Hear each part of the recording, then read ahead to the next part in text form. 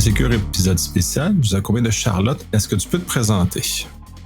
Bonjour Nicolas Loïc. Alors, moi je suis Charlotte Trudel, je suis consultante en gouvernance, risque et conformité au sein d'un cabinet spécialiste en cybersécurité qui s'appelle Ciblex Consulting. Oui, et justement, c'est aussi cet aspect de gouvernance-là qu'on va aborder aujourd'hui, plus au niveau légal. On va parler de NIS2, qui fait beaucoup parler en Europe, peu en Amérique, parce qu'on est peu ou pas touché par ces éléments-là, mais il y a beaucoup d'éléments très importants à l'intérieur de cette loi ou de cette transposition-là qui va arriver dans les différents pays européens pour justement forcer une maturité dans nos systèmes TI qui, à certains égards, manquent beaucoup de maturité à l'heure actuelle. Fait que tu peux justement expliquer c'est quoi pour quelqu'un qui connaît absolument pas c'est quoi le NIS2, d'où ça arrive, puis de qu'est-ce qu'on fait avec ça. Ok.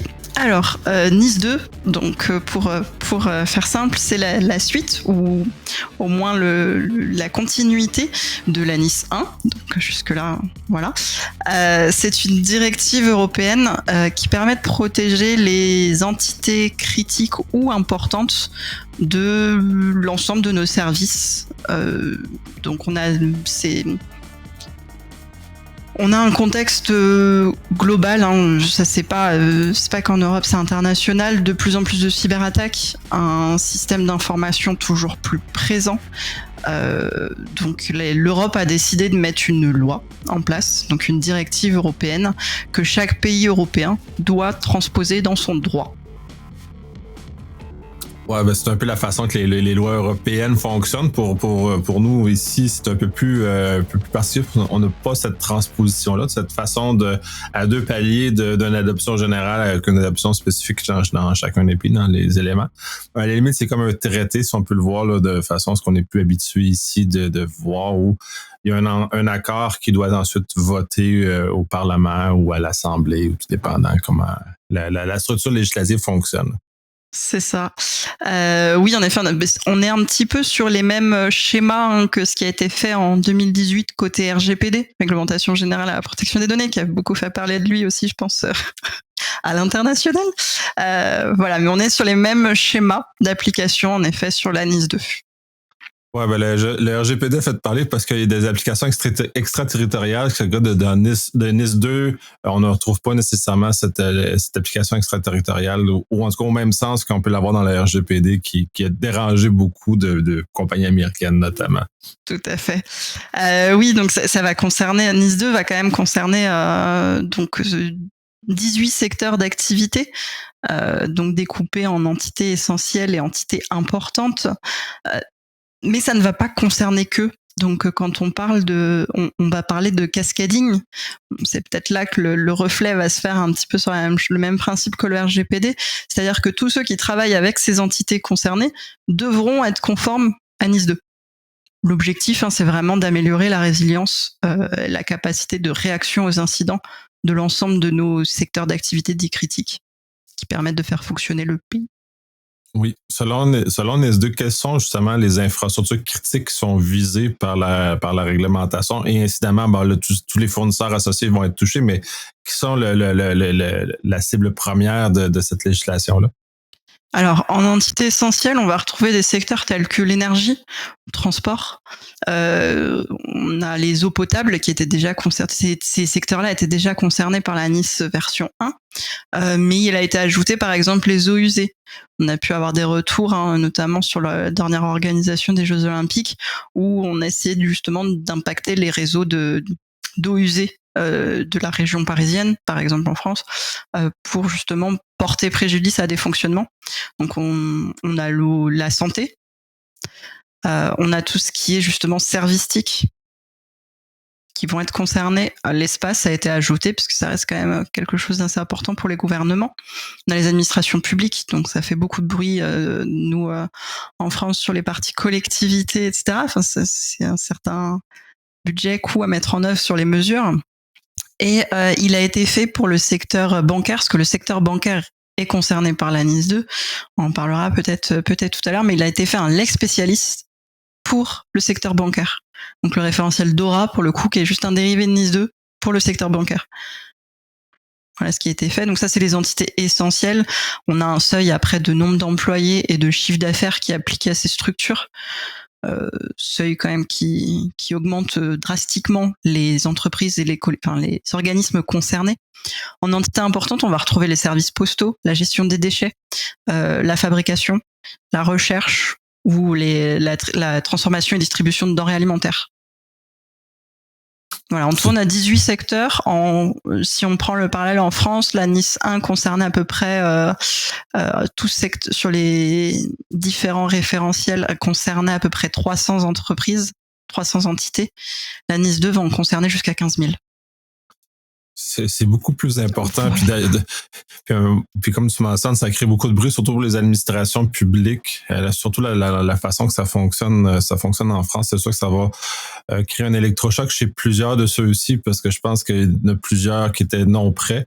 D'ailleurs, on a vu dans les médias à plusieurs reprises des administrations qui ont été complètement arrêtées parce que les systèmes informatiques étaient non fonctionnels suite à des attaques ou des éléments comme ça. Donc, c'est une nécessité, mais en même temps, je pense qu'ils vont exiger des réflexions, des nouvelles approches qui, je pense que jusqu'à présent, n'ont jamais été même considérées, ce qui est malheureux en soi, mais qui n'étaient pas considérées par personne. Outre l'amélioration de chaque entité, il y a aussi une volonté européenne de créer un écosystème. C'est pas juste imposer des mesures à des entreprises, mais c'est vraiment se créer un écosystème résilient. Donc ça passe par toutes les tranches de l'Europe. C'est assez large comme application. Donc on parle beaucoup des mesures qui vont être mises en œuvre, mais c'est pas que ça. On a notamment des articulations de comment vont s'organiser des CSIRT ou des réponses à incidents, comment vont se partager les menaces, les failles, vulnérabilités. NIS 2, c'est aussi grâce à ce nouveau référentiel que l'Agence européenne de la sécurité des systèmes d'information, donc l'ENISA, a mis en place le UVD, qui est le pendant du coup européen des bases de vulnérabilité CVE. Donc, c'est pas juste des réglementations appliquées et des punitions pour les entreprises. C'est aussi la volonté de créer un écosystème résilient, puisqu'on fonctionne vraiment beaucoup sur les technologies aujourd'hui, quoi. Oui, puis c'est aussi ce qui est remarquable de beaucoup de législation européenne, c'est cette volonté-là d'uniformiser le marché européen, puis ce qui est souhaitable aussi, puisque à l'heure actuelle, c'est un amalgame de plusieurs pays avec beaucoup trop d'autonomie, si on veut, sur des choix ou des standards qui nous amènent à des complexités de marché.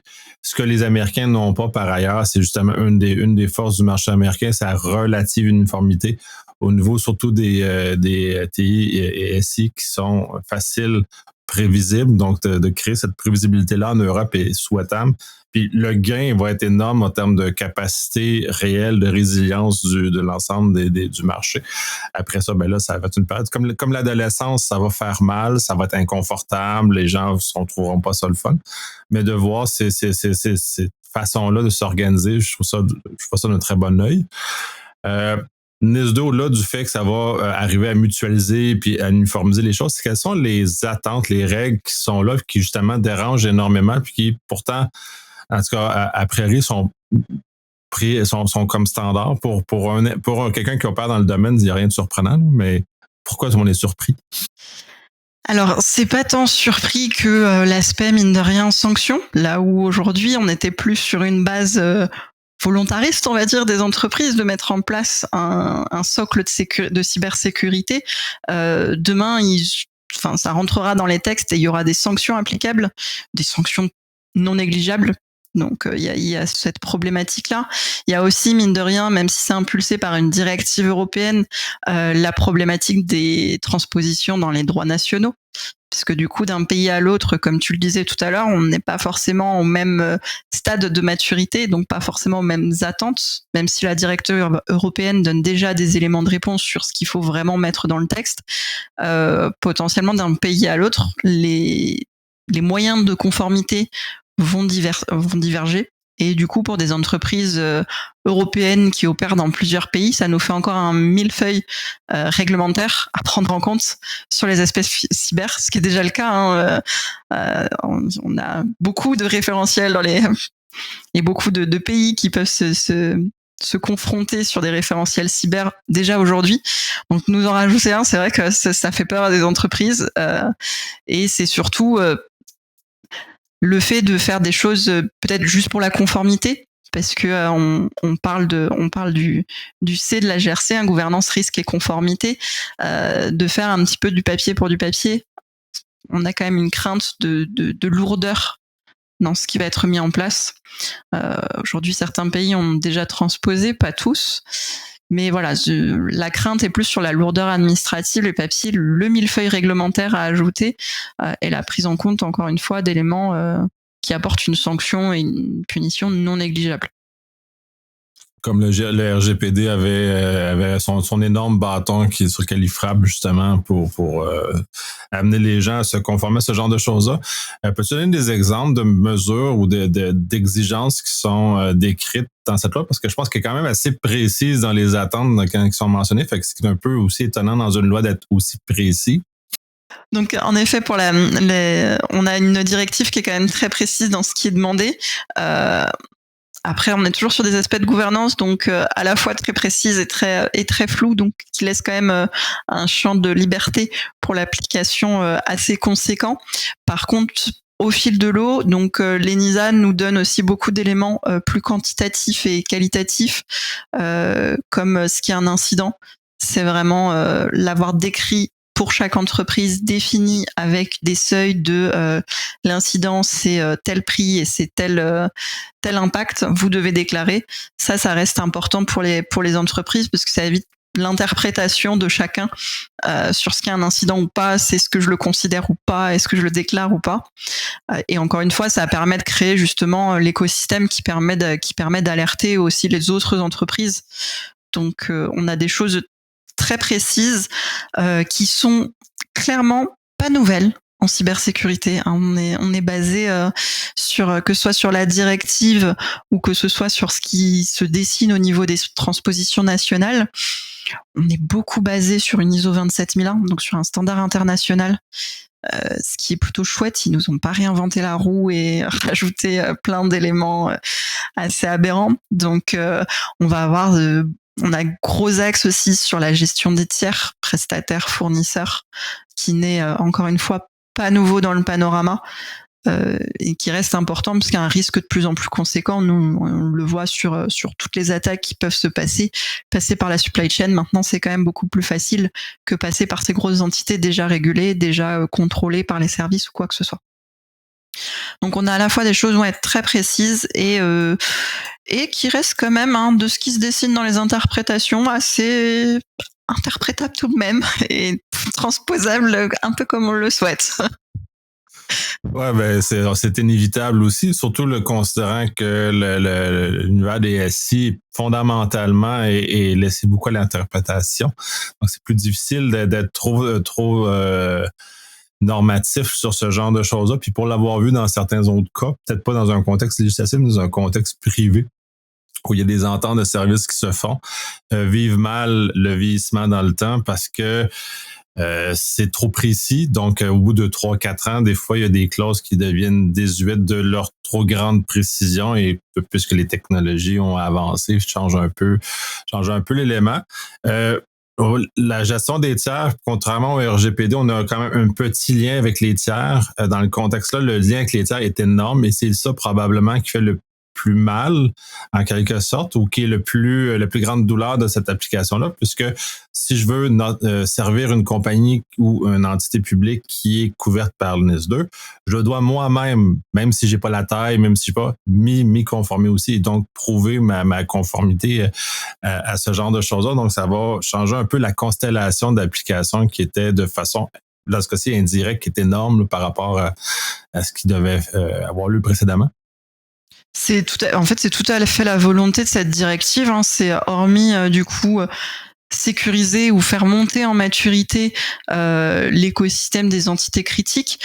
L'objectif de cette directive, c'est pas d'avoir un ceinture bretelle et d'être complètement sécurisé.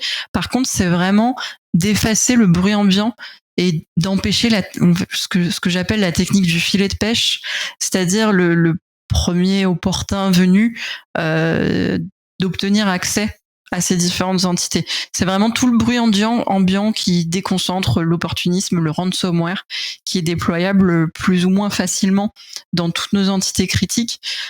C'est pas ciblé des attaques, par exemple étatiques ou quoi que ce soit. On est vraiment sur la diminution avec une hygiène de base.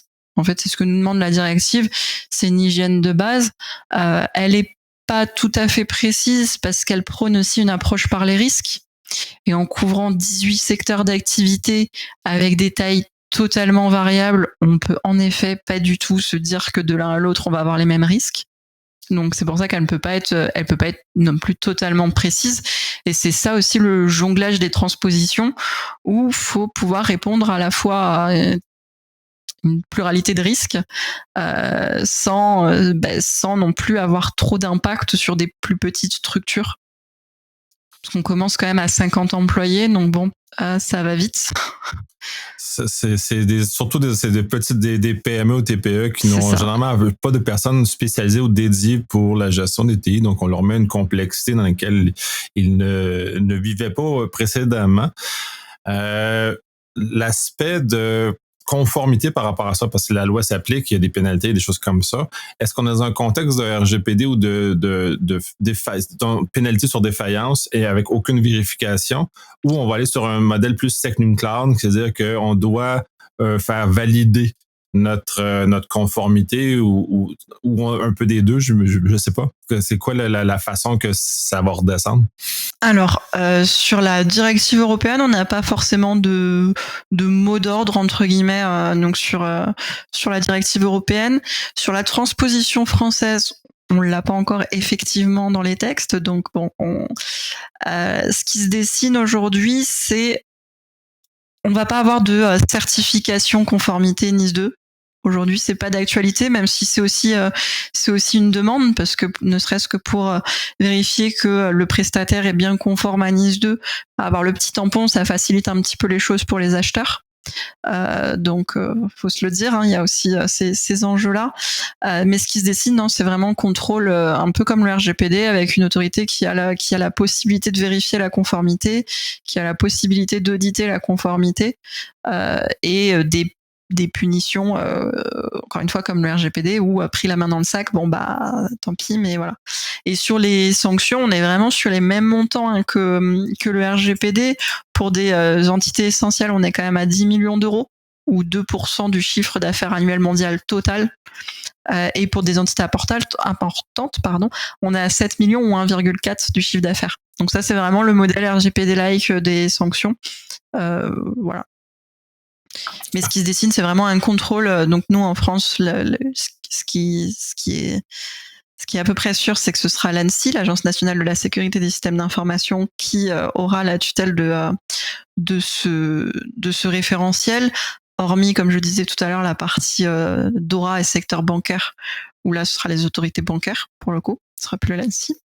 Donc voilà, c'est pareil. En France, le projet de loi, le projet s'appelle Résilience. C'est le projet Résilience, donc avec la transposition de la NIS 2, la transposition de DORA et la transposition d'une autre directive qui le sert, donc la Critical Entities Resilience. Sur les mêmes sujets. Mais voilà, comment va se dessiner l'interaction, puisque DORA, on parle à des financiers, donc on parle un langage bancaire. NIS 2, on parle à tout le monde. Donc voilà, c'est encore une fois ajouter une complexité de lecture dans le texte, ce qui est pas le souhait aujourd'hui de l'ANSSI. Aujourd'hui, ce qu'ils veulent faire, c'est vraiment faciliter les choses, accompagner. L'objectif est pas de sanctionner dès la transposition, mais bien d'accompagner dans la transition toutes les sociétés qui seront régulées. Parce que même si certaines sociétés ont totalement l'habitude, quand on prend des très grosses sociétés, elles sont déjà régulées par d'autres textes en France notamment, mais d'autres n'ont jamais connu ça sur les enjeux de cyber. Donc pour le coup, ça va changer un petit peu la façon de voir les choses. Et ne pas penser que la cyber est juste informatique, est réservée au DSI, mais bien de l'information. Ouais, mais comme le RGPD a transformé cette façon-là, même si en France, il y avait déjà des lois qui ont précédé le RGPD, l'arrivée du RGPD a amené globalisation, si on veut, de la protection des données personnelles, mais là on compte dans les données tout court, les informations, faut qu'on élargit la portée de la protection que RGPD avait amené. Puis ce que j'admire beaucoup en France, je connais peu les autres pays européens, c'est l'accompagnement que soit la CNIL ou soit l'ANSSI offre pour le temps d'adaptation. Ce qu'on voit moins en Amérique où on fait la loi puis arrangez-vous. Puis on va voir l'autre côté qu'est-ce qui va se passer avec tout ça puis comment tout va se matérialiser. Fait que j'aime beaucoup l'aspect d'accompagnement parce que ça demande un changement de culture nationale. Donc, c'est quand même un effort qui est non négligeable et on peut pas espérer que les gens vont s'y adhérer spontanément, surtout s'il n'y a pas de labellisation qui est mise. La labellisation, elle a ce bienfait-là, même si c'est à certains égards une usine à gaz pour dans certaines perspectives, mais quand même de standardiser, d'amener les gens à s'y conformer. Plus spontanément, disons, que contexte comme NIS2 ou RGPD amène un changement réglementaire fondamental et sur les pratiques qui devront changer énormément. Là. On espère aussi, en effet, l'ANSSI a toutes les cartes en main, entre guillemets, pour accompagner. C'est sa volonté, hein, c'est vraiment le mot d'ordre, c'est vraiment pas taper sur les organismes le plus tôt possible.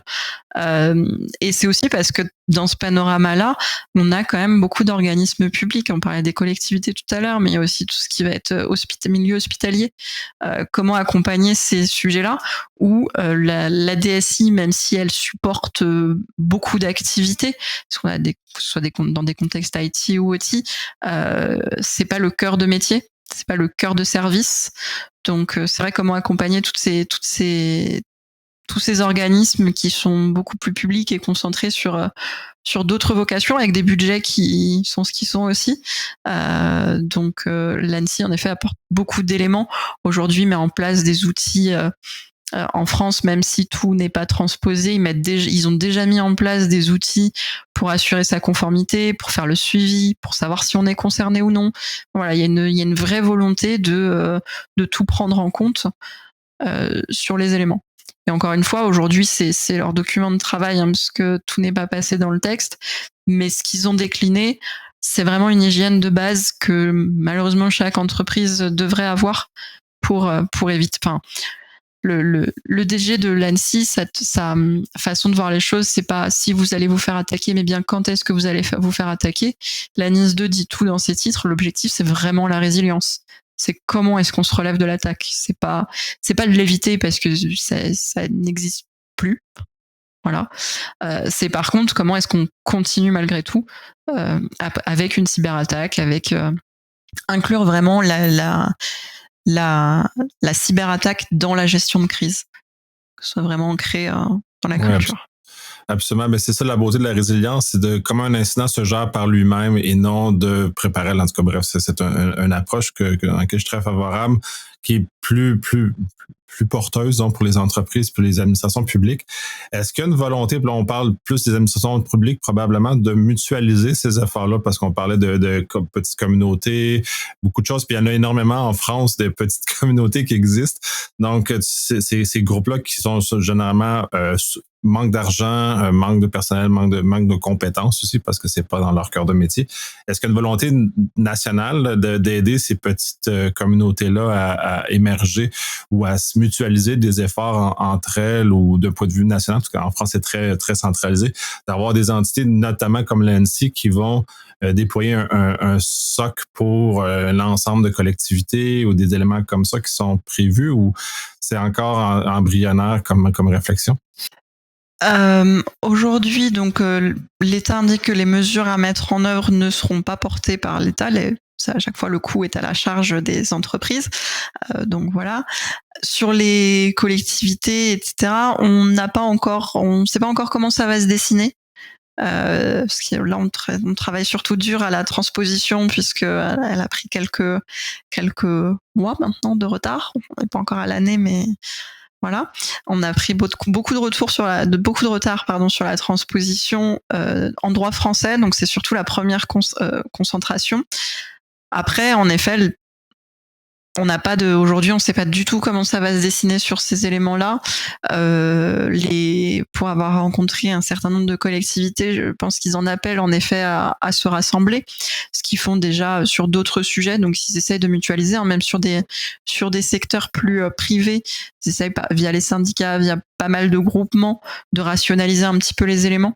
Parce que c'est vrai que dans un même secteur, les risques, on peut couvrir quand même les mêmes risques. Donc, avoir les mêmes éléments en place.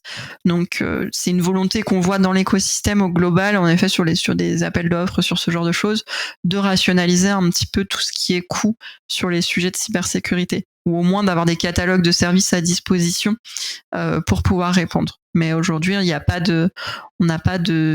c'est pas impulsé nécessairement par l'État ou par l'ANSSI, même si encore une fois ils essaieront de mettre tout à disposition de façon à pouvoir répondre au mieux. Notamment les canaux de communication. Aujourd'hui, on ne sait pas comment il va falloir communiquer auprès de l'ANSSI, etc. Ça. Ouais, ben c'est ça, parce qu'il y a faut éviter les répétitions, parce que, puis comme en TI aussi d'ailleurs, tout le monde invente des choses de leur côté, c'est contre-productif, surtout quand on a des petites communautés qui n'ont pas beaucoup d'argent, donc de ce rassemblement-là au moins, ou un partage d'un point de vue communautaire ou national, dans le cas de la France, qui est un peu plus fort sur cet aspect-là, d'amener, puis justement, un montant d'expertise, puis donc d'arriver à l'objectif de NIS2, donc de cette montée de compétences, mais d'un point de vue national, pour être plus résilient face aux attaques. Pour ma compréhension, parce que je connais mal le système d'adoption des lois françaises et notamment la transposition nécessité du volet européen vers la France, comment ça fonctionne exactement et pourquoi ça prend un peu plus de temps que ça serait souhaitable?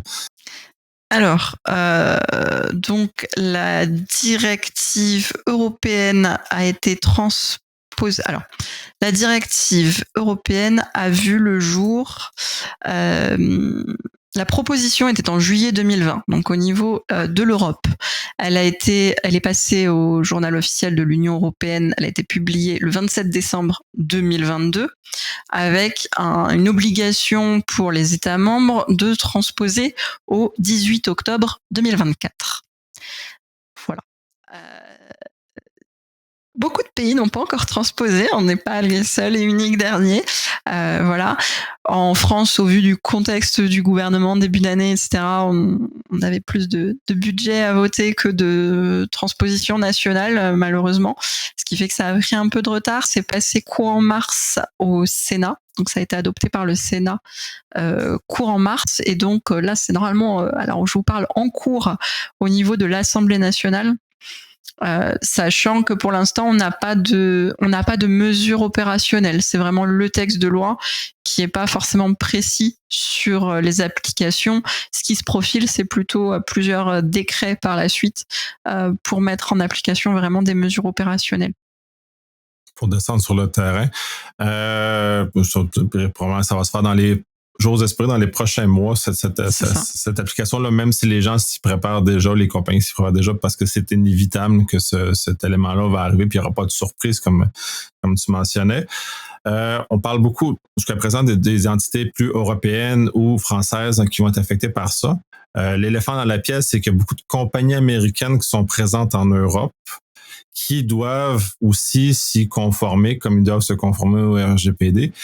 Ça donne quoi comme effet dans l'écosystème, cette tension-là qui est nécessairement appliquée parce que les compagnies américaines ne sont pas habituées de vivre dans un contexte aussi réglementé, disons.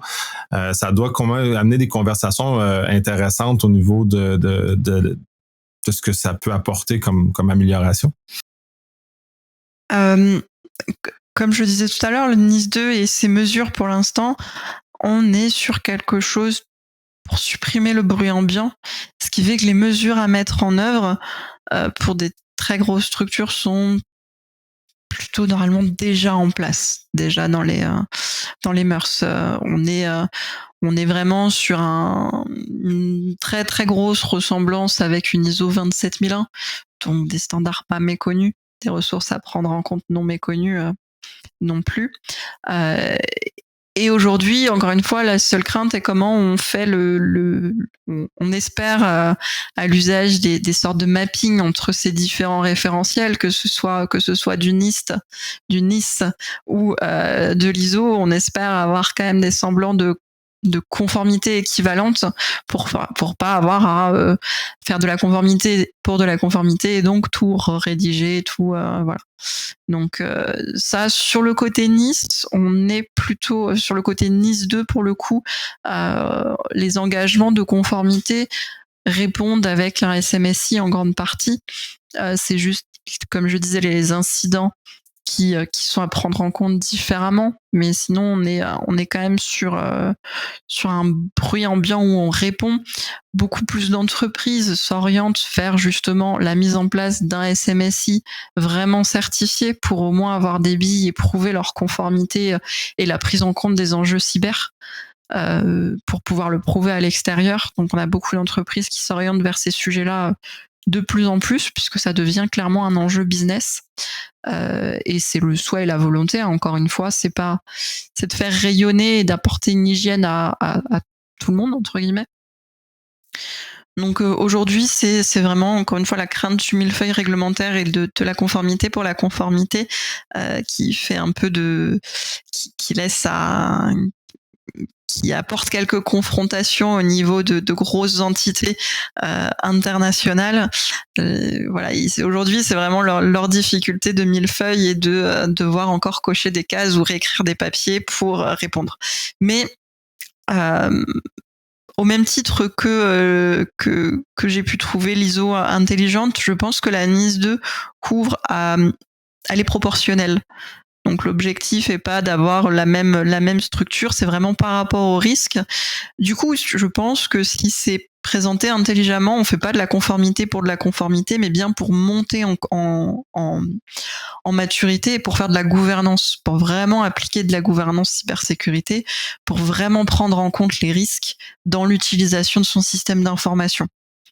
Donc je pense que bien mené, on ne devrait pas arriver à du papier pour du papier.